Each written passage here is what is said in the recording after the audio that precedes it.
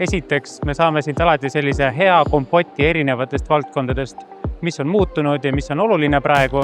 Ja teine asi on kindlasti konverentsi väga hea ja professionaalne korraldus. PwC konverents annab hea võimaluse 2 päevaga kiirelt ja põhjalikult kätte saada kõik vajaliku finantsinimese igapäevatööks. Muutunud seadused, uued tehnoloogiad, finantsaruandlus ja kõik muu taoline.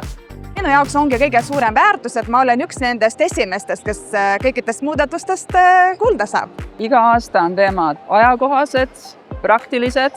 Iga kord lähen kontorisse tagasi ikka mõne teemaga, mida ma hakkan edasi ajama.